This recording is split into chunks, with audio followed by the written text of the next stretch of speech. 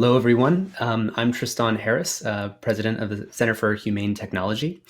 Normally, I would say thank you all for coming, but instead, since we're all virtual, thank you for tuning in. I've spoken about the need for a new agenda for technology, and I'm sure many of you have also watched the film The Social Dilemma, which details many of these harms. I think many people are now waking up to the reality that we need a new agenda for technology, and that surveillance capitalism as a business model does not protect democracy or the people's interests. And I think we saw that on January 6th, the result of an unregulated process in which social media rewarded the most divisive messages, the most narrow, extreme realities that got narrower and narrower, culminating in the events that we saw January 6th, where we have a very different set of realities that we are now living in. And this is because big tech is largely an unregulated marketplace, where companies make more money the more they allow unchecked messages to go viral for the most clicks or for the best price. And when we talk about big tech, we have to realize that we're talking about an entirely new species of power. We've never really seen this before. These are urgent issues. People have blown up cell towers because of the misinformation that they have seen. We are seeing vaccine rollout across the world inhibited by some of the misinformation that's being spread. And I think it really proves that psychology and what we're thinking and believing as influenced by technology is even more important than the science of even having a vaccine. Democracy is facing a crisis of confidence. We also have state actors with money can essentially pay to destabilize democracies, while we obsess about protecting our national borders. And if Russia or China were to fly a plane or a bomb into Europe, they'd be met by NATO or the Department of Defense. But when they're flying an information plane or information bomb into United States or Europe, they're met by a Facebook algorithm with the white glove that says, which zip code would you like to target? So platforms have not taken sufficient responsibility in taking over the public square. And are we going to use today to make a statement, or are we going to use today to make a difference? I'm incredibly excited by the co-panelists that we have here today. We need regulation, we need better guardrails, and I can't think of a better group of people to be discussing this. In my view, the only way to turn this machine around is with massive public pressure and public understanding. And so it's my great pleasure to have to be part of this conversation at South by Southwest today. I'm going to turn it over to Anne-Marie Enkoft Larsen, who's Denmark's tech ambassador and a pioneer in tech diplomacy, for introductions. Thanks. Thank you so much for sharing with us what it will take to move away from a social contract defined by civilians, capitalists, towards a world in greater harmony. Today are two most influential voices in this field addressing the enormous challenges Tristan just spoke of. It is my great pleasure to welcome Klobuchar, Chair of the Subcommittee for Antitrust, Competition Policy, and Consumer Rights, and Executive Vice President from the Commission for Fit for the Digital Age. These distinguished women are leading the charge to re-examine and redefine the influence and the power of big tech in both the United States and in Europe. Senator Klobuchar, let me start with you. You are a leading voice on antitrust with both your work atop the Senate Antitrust Subcommittee and with your forthcoming book on the topic. Where do you see the biggest challenges in relationship to big tech and antitrust in the years to come? Well, thanks so much, Anne-Marie, and hello, everyone. It's great to be back virtually at South by Southwest. Thank you, Tristan, for those insightful remarks. I was actually thinking back to when I was there last time, and the focus that we had. I think many of the speakers were ahead of their time. The focus on looking at data, looking at the algorithms, trying to do something finally and put some regulations in place on the social media companies, and forging a social contract with the subject today with big tech is truly a global project. And a discussion wouldn't be complete without the perspective that Executive Vice President Vestager brings to this. And I thank her for being on as well. I talked to her a few weeks ago, and there's a lot of coordination that must happen. As Tristan mentioned, we're living in an incredibly challenging time in our nation's history. We have hundreds of thousands of Americans in our country have lost their lives to coronavirus. It's a global pandemic, countries struggling all over the world. And then we had what happened in the US on January 6th, when literally we had an insurrection, an angry mob staged an insurrection on our temple of democracy, the US Capitol. And I felt, as one of the people in charge of the inauguration 2 weeks ago, that it was so important to reclaim that stage. We literally were on the platform where these insurrectionists had spray painted the bottoms of the columns. You can still see it on the marble, had broken all the windows that we fixed. But President Biden and Vice President Harris were inaugurated on a beautiful sunny day. And as I said, and I know many of us feel this way, that it was that moment where our democracy picked itself up, dusted itself off, and went forward, as we always do in America, as one nation under God, indivisible, with liberty and justice for all. And a lot of what must be done now is to, and I think this panel is so important because of that, rebuild our relationships across the world. And it is to work better with countries around the world, and it is to tackle the issues of our time. And we all know of them, that one of the major issues where we just have not seen the progress that must be made in America is big tech. And that means everything from something I discussed last time, data and privacy. It also means doing something for the disinformation, the political ads. I actually watched with horror as what happened the last few weeks in Australia, where they were simply trying to make sure that the content producers, that journalists were compensated for the work that they do vis-a-vis what shows up on the internet, and Google then threatened to literally take down their platform in that country, which of course is a major threat when you've got a monopoly with something like 90% of search engine capabilities. That's what's happening right now. And since our last discussion at South by Southwest, it's even gotten worse. We know how incredibly important these companies are, how important they've been during the pandemic. And you certainly know it well in Austin, where we've seen incredible, exciting growth in the tech industry. And it's not just, as we know, in Silicon Valley. Tech companies have created all kinds of opportunities for us, connecting with friends around the world via video calls, first graders learning, reading this way, including how to use the mute button. People in remote areas before the pandemic and now being able to consult with their doctors, and experts being able to look at x-rays, getting news in real time. These technologies have transformed our lives, but there's a downside if government is not any kind of a counterweight to making sure that this technology is used for good and not bad. And it also must be a counterweight when it comes to monopolies.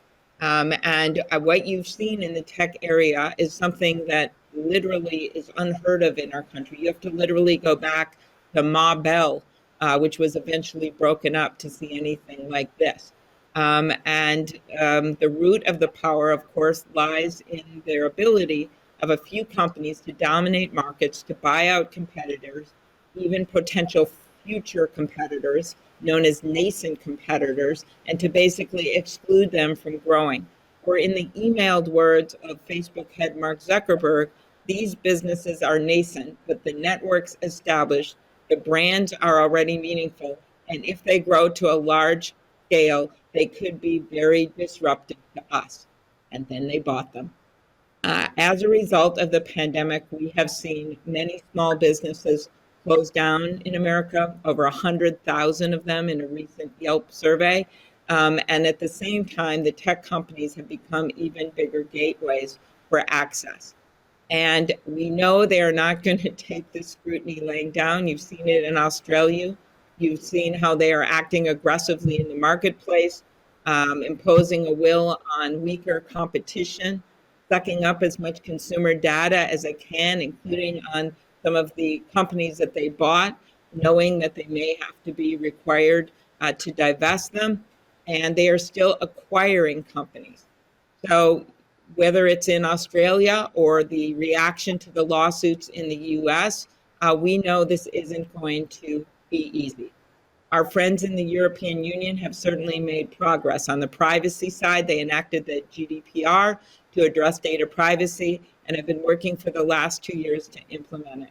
On the competition side, they've already fined Google 3 times. And of course, most recently, the European Commission proposed the Digital Markets Act and the Digital Services Act to address a range of issues. And I will let my friend talk about those. So what's happening in America? Well, first of all, there have been proposals for privacy reform. There was a major investigation, as you know, in the House of Representatives led by my friend David Cicilline, and with proposals coming out of both the House and the Senate. I've put forward many bills to address the monopoly issue, and we have a major bill in the Commerce Committee led by Maria Cantwell on the privacy side. The systems of lawmaking are different, of course, as our legal traditions in the US and Europe, but I do expect that both the European and American approaches will reflect our society's shared values, including a respect for individual rights, transparency, and fundamental fairness. America has a major monopoly problem right now, and it actually extends beyond tech, whether it's cat food, whether it's caskets, whether it is online travel. If we want to fix our problems with big tech, we need to fix our competition problems too. Our monopoly problem right now threatens the strength and dynamism of our economy and our future prosperity, and we know it's plagued our tech areas.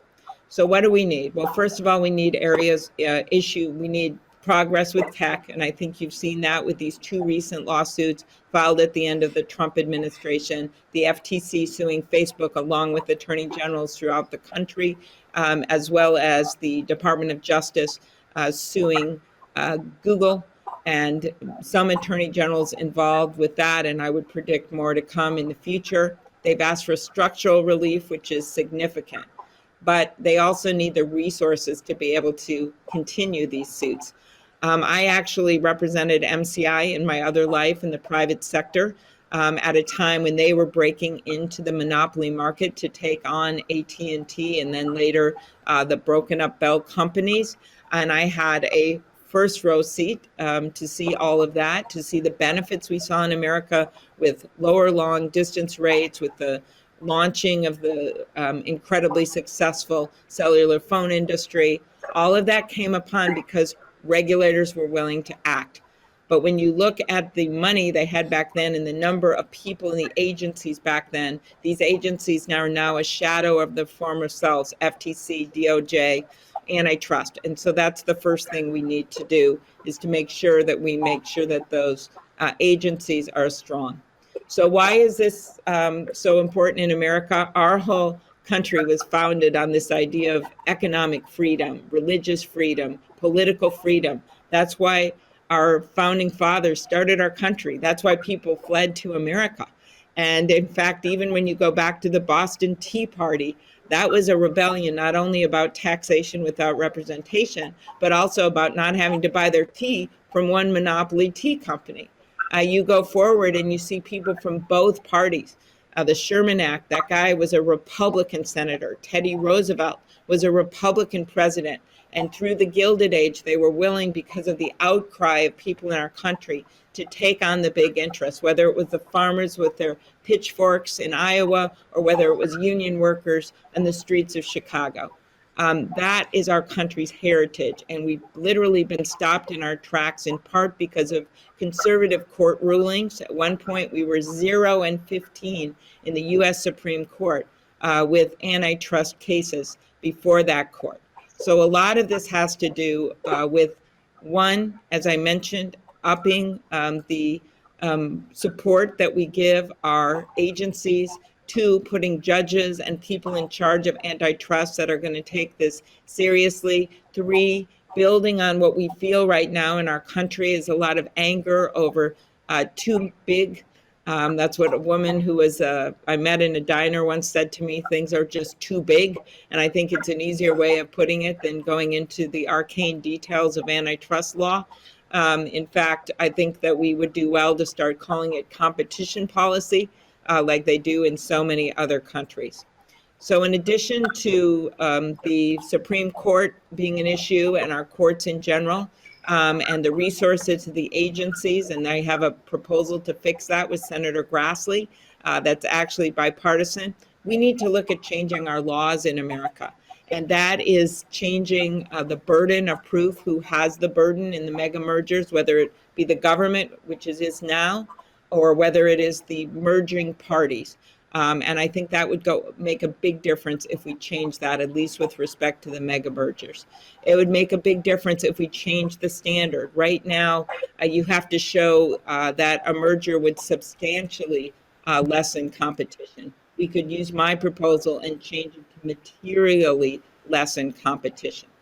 We have to do more with exclusionary conduct. We have to start looking back at some of these deals that were made in the last decade or so, like Instagram, WhatsApp, that ended up, when we actually look at the evidence, to be very problematic. We need to start collecting information on concentration in industries that stopped many decades ago, and we need to bring that back.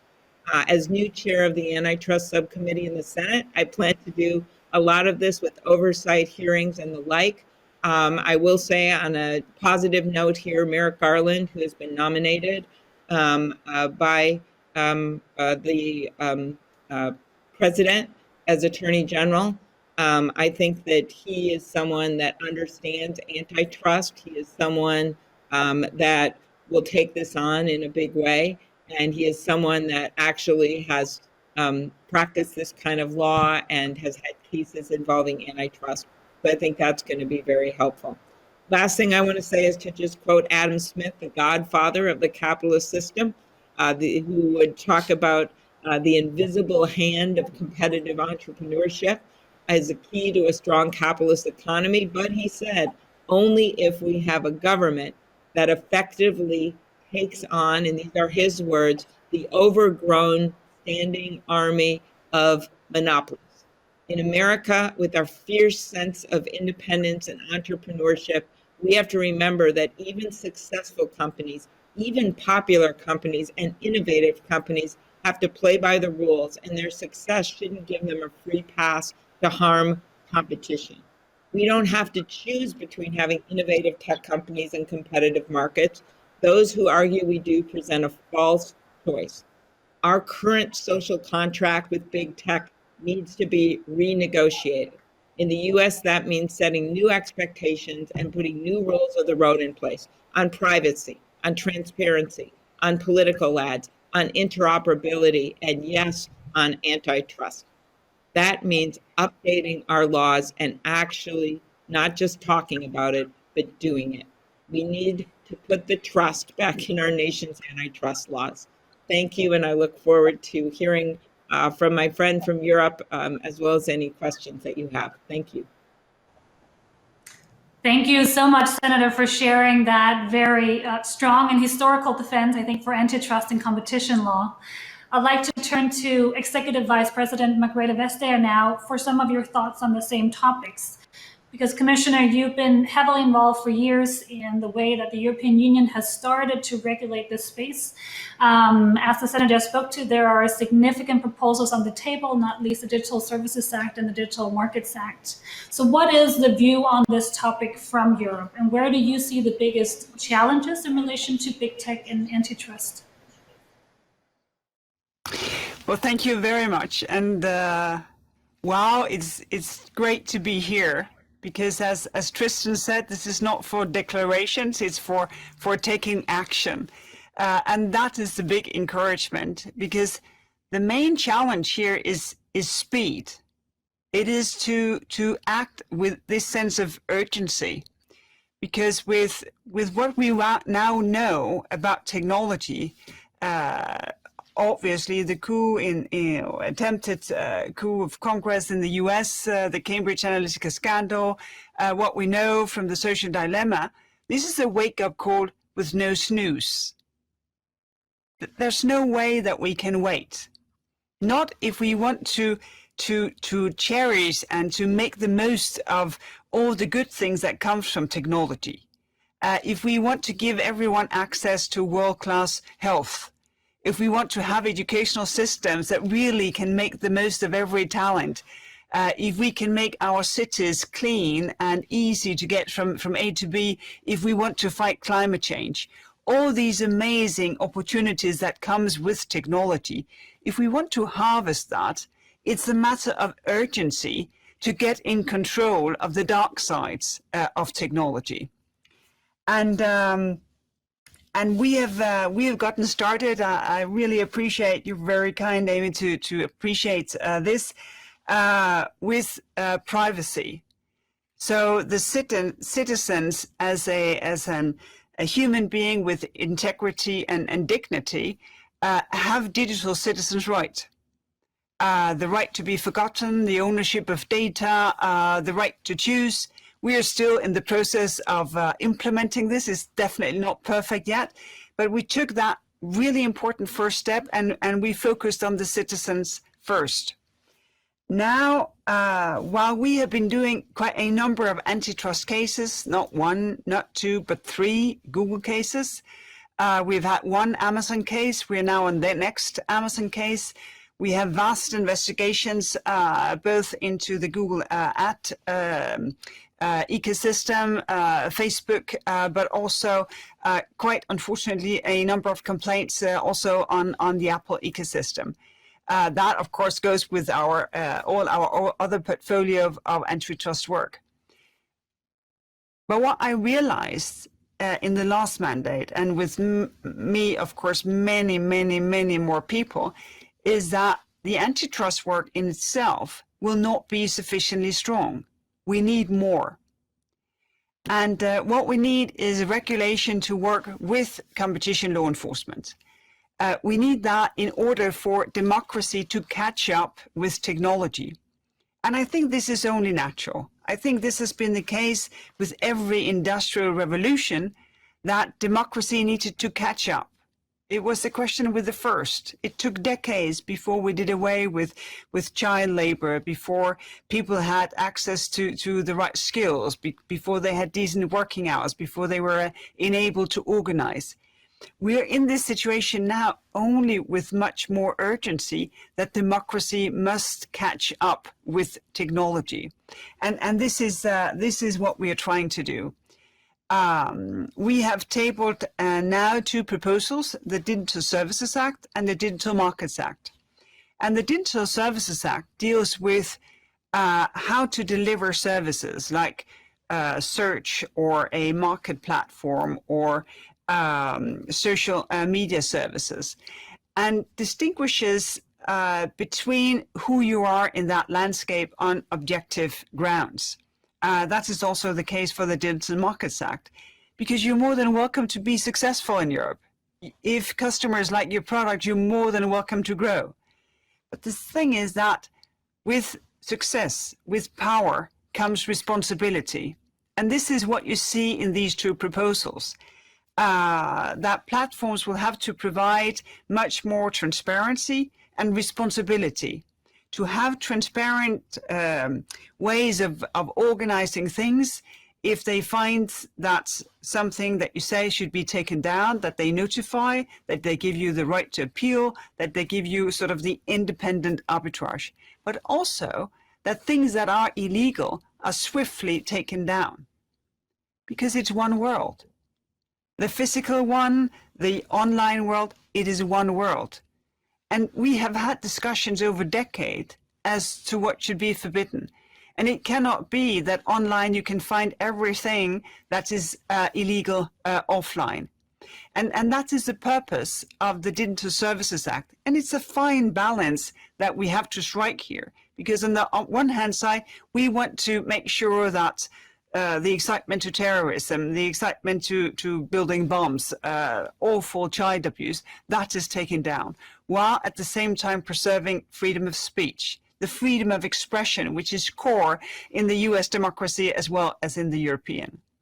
The Digital Markets Act will focus on how to do your business, to make sure that when you become a gatekeeper, and here we are, well, literally talking about people who keep the gates as to whether you can do business or not, that we have taken the competition cases, our experience in unfair trading practices, and for the real giants that has this real market power to say there are a number of things that you cannot do, there's a number of things that you'll have to do.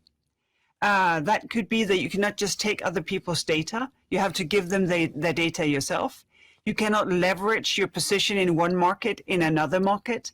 And all of that to make sure that we have a level playing field, that we have competition so that amazing innovators, entrepreneurs, businesses can scale up and show the best to potential customers.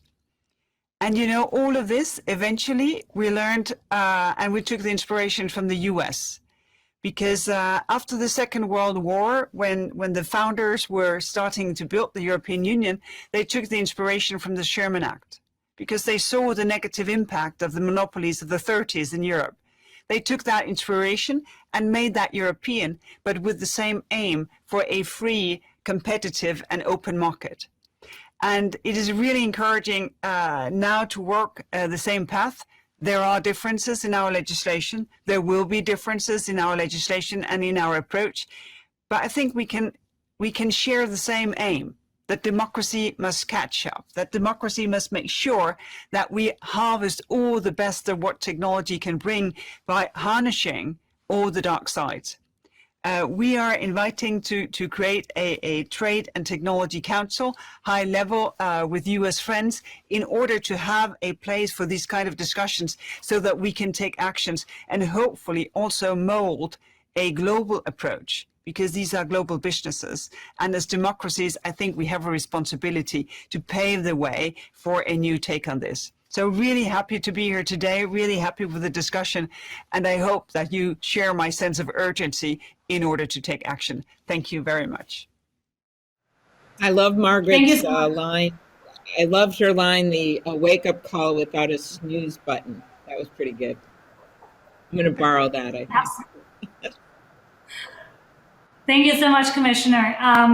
Coming back to you, Senator Klobuchar, clearly these topics, they loom large in political circles. But for those outside of Washington, D.C. and watching right now online with us, can you talk a little bit about how this is affecting Americans, ordinary citizens, and what you would like to do about that in Congress? It's affecting Americans in so many ways. It's kind of hard to even begin. First of all, the overall monopoly power hurts people. It hurts people when you look at how much it costs to fly to smaller jurisdictions in our country. It hurts people with their cable rates. It hurts people when they want to start a small business. There's a lot of ways that monopoly power can be a disincentive for individuals to move ahead. It particularly hits minorities and women, and you've seen the number of minority small businesses, particularly African-American small businesses in certain industries, decrease over the years. And so all of this has an effect on people's well-being, leading to greater inequities in terms of income and in terms of fairness in our country. The second way it affects people is this disinformation on the internet, and I really appreciated Margaret going into this, because this fact, I was just seeing the two sides of this. On one side, you've seen a email go out, or some kind of email plus a tweet going out saying that, oh, there's a bunch of vaccines available in one place. They weren't available. There was a mob of people there because of it. And then on the other side, someone actually had extra vaccines. They got out of the freezer. They put it out on the internet, and then people were able to use the vaccines. So to me, that was just the obvious. There's disinformation and there's actual information that goes out on the internet. And so holding the companies responsible, looking at what our policies are when it comes to that, is going to be key going forward. The other thing is privacy. And we have seen so many breaches of privacy, and yet we still don't have a major federal privacy law in the US. For years, the big tech companies fought against that privacy law. And what has happened recently in the US is that because states have started doing it on their own, lo and behold, now the tech companies are saying, hey, maybe we need a national privacy law. And I would agree. I agreed before. And we have, in fact, introduced one out of the Commerce Committee, the Consumer Online Privacy Rights Act, which would establish consistent requirements for companies, ensuring that consumers can access and control how their personal data is being used, gives the FTC and state attorneys general the tools they need to hold the companies accountable. And then we have to look at new areas like, right, privacy, health privacy, right, Fitbit, with even more and more technologies coming out that are more invasive, including the Halo technology that was just introduced, when there's not really rules in place. And this is something I've personally taken on with a Republican senator, Lisa Murkowski of Alaska. And as I said, we have the ideas out there, and we've seen what has worked and what hasn't worked around the world, and now it's time to act. The algorithm issue, which was raised by Tristan earlier, is key. Why, and Tim Cook just raised this, the head of Apple, in a speech involving Facebook without mentioning them by name. Why is it that we all have to be victims of this when one company, to make money, has decided what information you're going to see and what things you're going to hear, including disinformation? All of that has to go in the mix as we look at, in addition to the antitrust laws, when we look at solutions. And that's what I'm hearing from people. You know, they love the fact that they can talk to their grandma now on the internet and see her face when they can't go see her. That is important. But they also know that what happened at the Capitol was incited, yes, by the man in the White House at the time, but it was actually furthered by information and years of disinformation on the internet. Commissioner spoke to this issue of, democracy catching up to technological development. If the approaches of technological development over the past, 2-3 decades have been this permissionless innovation, move fast and break things, what can we expect to be the approaches in the future? What is a technology development that is living up to those, I think, democratic ideals and standards that you're talking about? Well, I mean, I can let the commissioner go there, but obviously the technologies, and I'm not going to call out ones, but that have more guardrails for privacy. And one of the things, back to the antitrust, and then I'll let her talk, but one of the things that's been so concerning is when you buy out nascent competitors and you become such a monopoly at 90% of search like Google is, when all of that is happening, that makes it really hard for these alternative technologies that will have more bells and whistles to protect consumers to rise up to the top. And that is a reason, I don't mean to keep dwelling on antitrust, but I will. That is one of the reasons why in our country it's so important to look at that, because you're literally squelching the ability of new companies to come up through the private market and offer more privacy guardrails.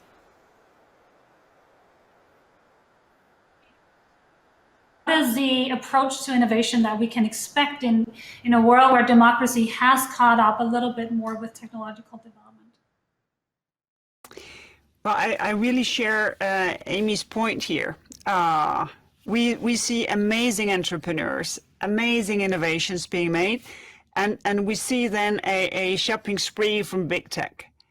And we are now changing our procedures or our interpretation of existing procedures in order to call in more of those acquisitions, in order to see if this is actually enabling competition, or it's just, making sure either that you have no competition or you don't have yourself the cost of innovation, because you basically have decentralized innovation to all the smaller businesses, and you then just take it afterwards. And the point here is that we need a lot of innovation. We are to fight climate change. We are to make more inclusive societies. There's so many things that we should do, and things that I couldn't possibly think of today. So obviously we want a business environment that is nurturing innovation. But we would not accept innovation that goes in a completely different direction, as I don't think society has ever done. There's always been a framing by society, by democracies to say, well, this is the framework. Within that frame, go, go, go. But there are limits to everything.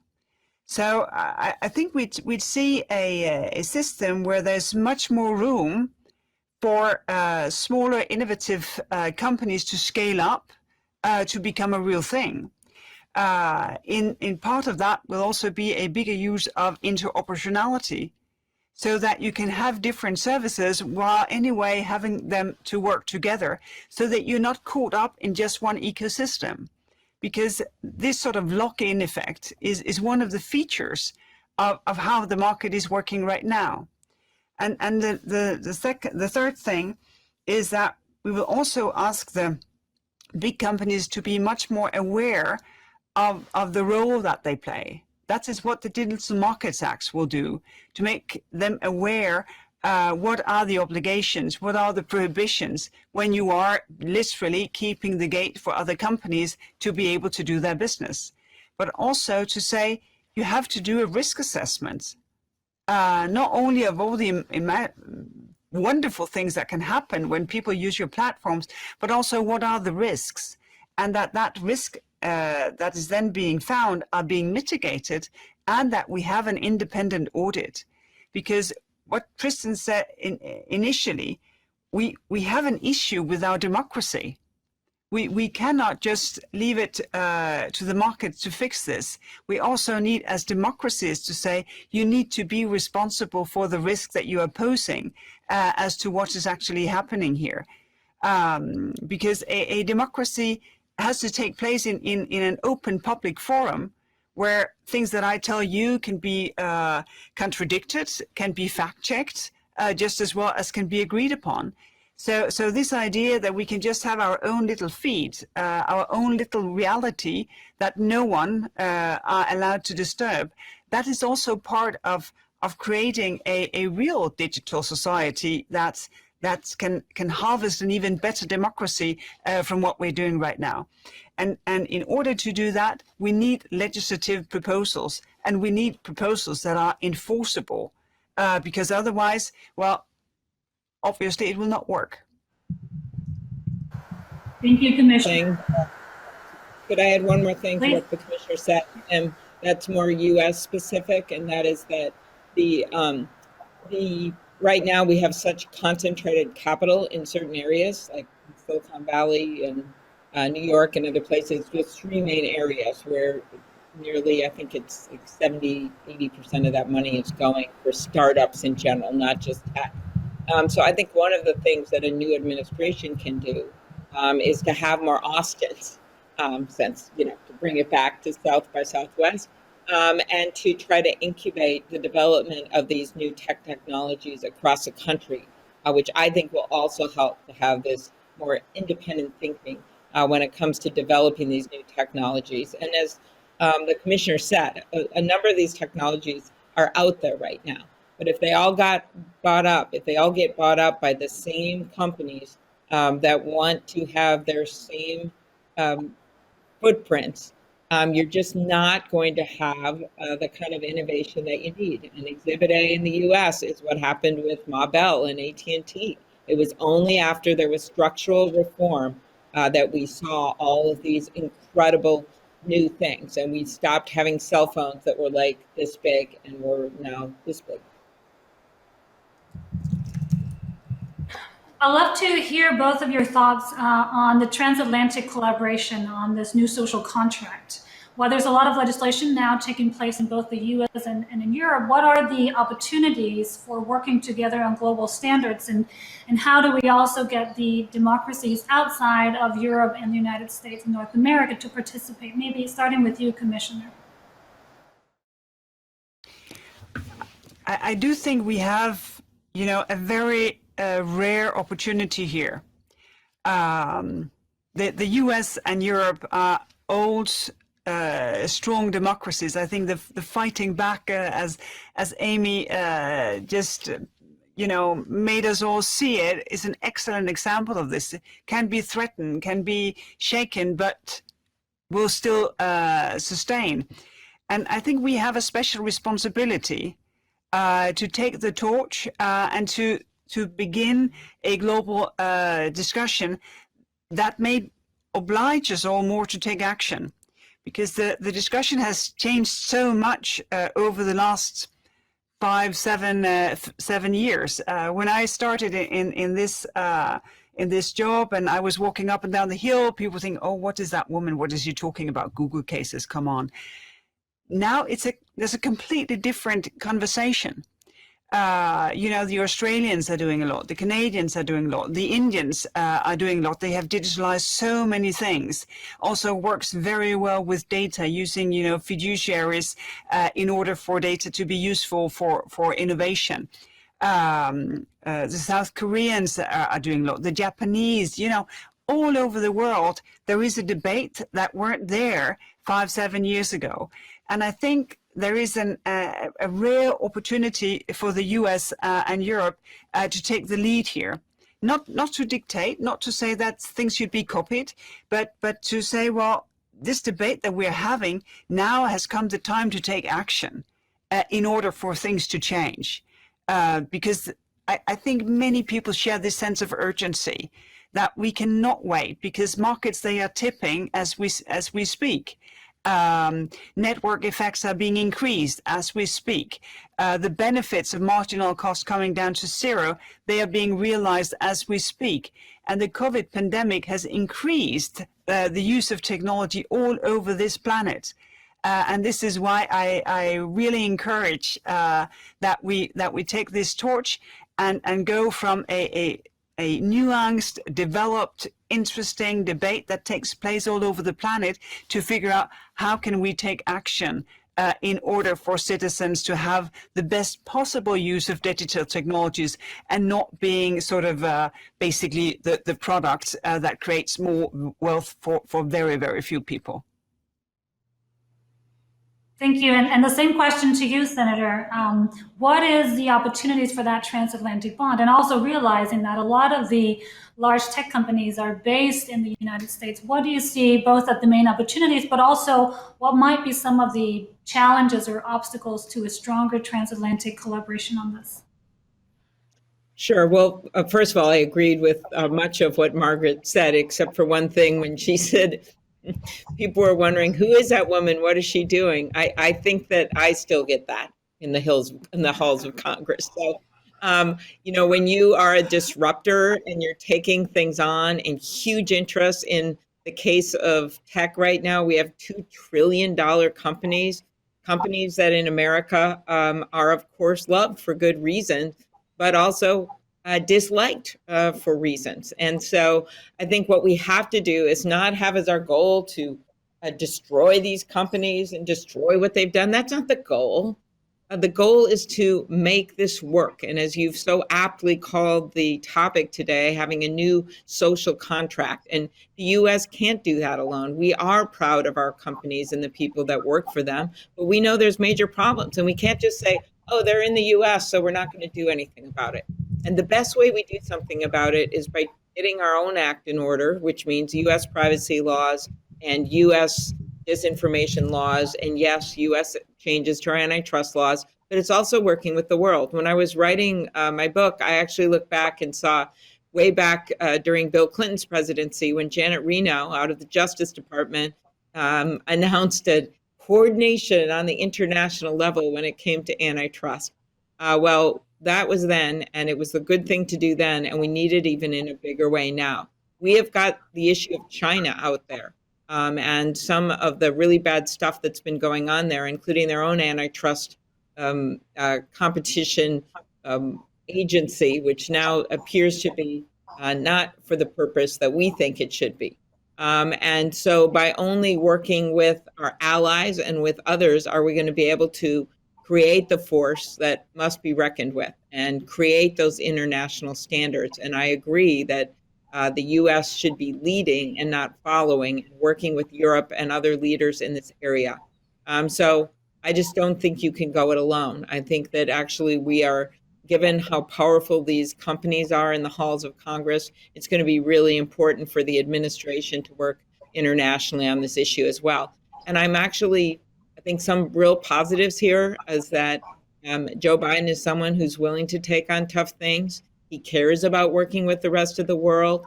The Secretary of State, Tony Blinken, is someone who has vast knowledge of what's going on in the world and what disinformation campaigns, what effects they've had on so many crises across the world. So I think he will be a good ally as well. Thank you. And I mean, we're getting close to time here. I want to hear from both the commission and the senator. The social contract speaks to much more than just one side, whether that be state or government. It's also about citizens and the industry that is really the focus point, the multi-stakeholder collaboration around these issues. Commissioner, could you share a little bit your thoughts on how do we make this a true social contract, where there is buy-in from both industry, from citizens, from users? One of the dilemmas here is that it's really tricky for each and every one of us to do this ourselves. First, I think a number of the services that they use, they are kind of addictive.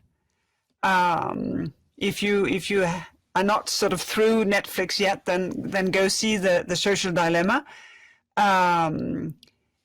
So it's really tricky to do it oneself. I have this strange habit of reading terms and conditions once in a while. I think I am 1 in a million.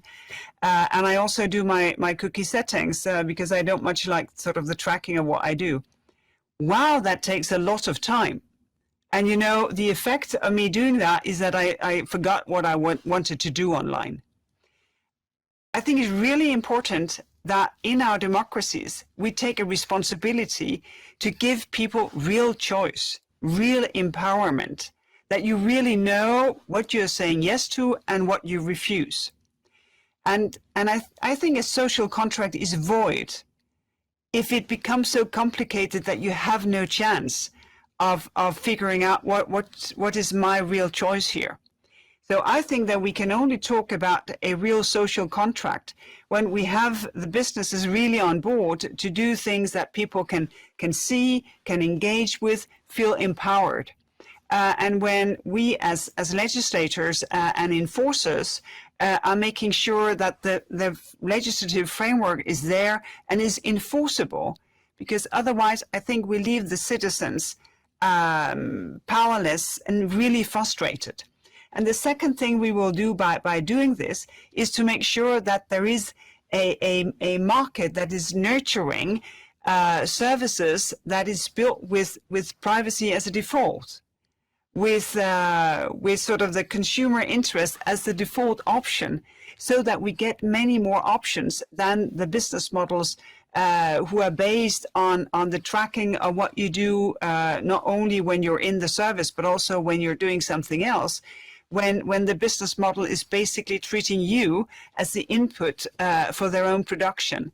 So I think we have a lot to do before we can sort of assess we have a new social contract, because a social contract is built, and in building it up, we can create the trust, because what we need is to be able to trust technology.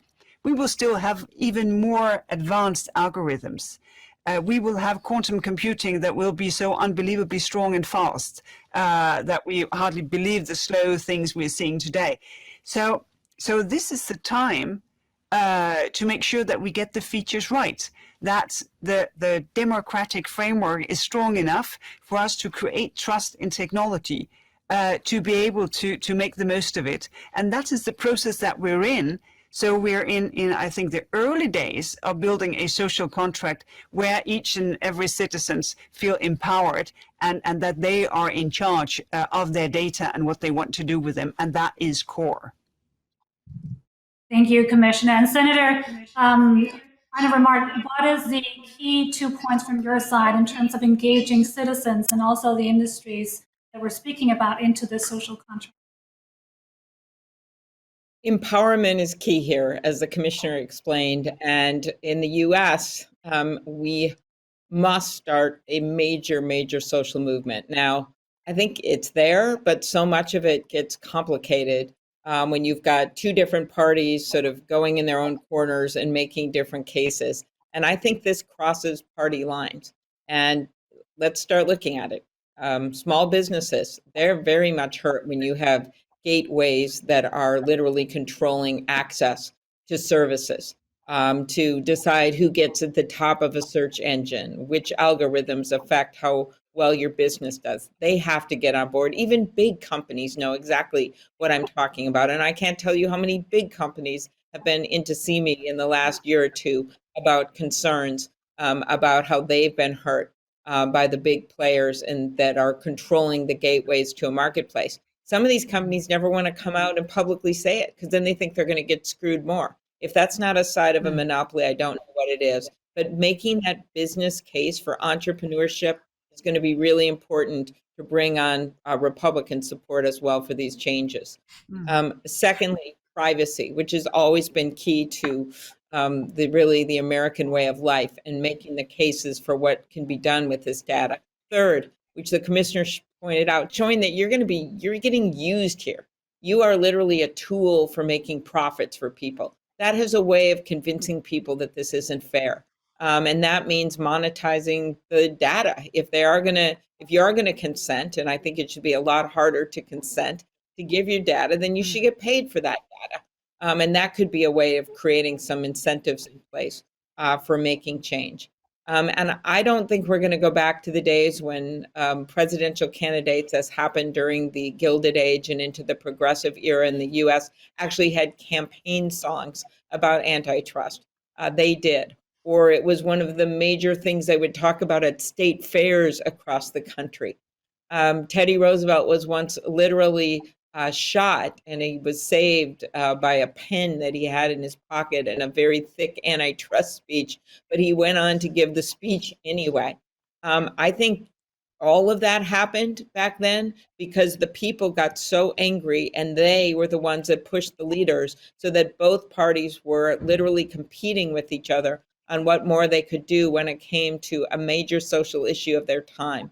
We're starting to see that. You saw it with net neutrality when the FCC's website broke down after a John Oliver piece. You've seen it with various candidates being willing to talk about it now.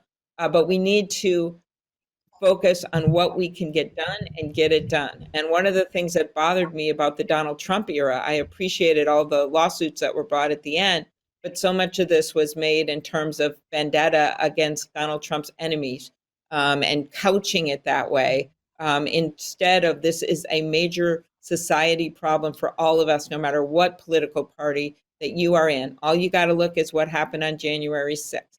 All you got to see is people standing in line for vaccines that aren't even going to be there because of disinformation, or people afraid to get vaccines because of disinformation. We've got the evidence, and now we have to move forward as a country. And I am going to be making that case day after day in my new position, and it'll give me the opportunity to lead on this and to join Margaret and others in making this fight like we've never done before. As she said, we can't put on the snooze button. This is the time to move. Thank you. Thank you. Thank you so much, Senator. Tristan, to help us conclude today's conversation, let me turn to you. If 2021 and the years ahead bring with them significant changes that will fundamentally alter and improve how the business models of Silicon Valley, they impact society, what kind of future do you envision for us?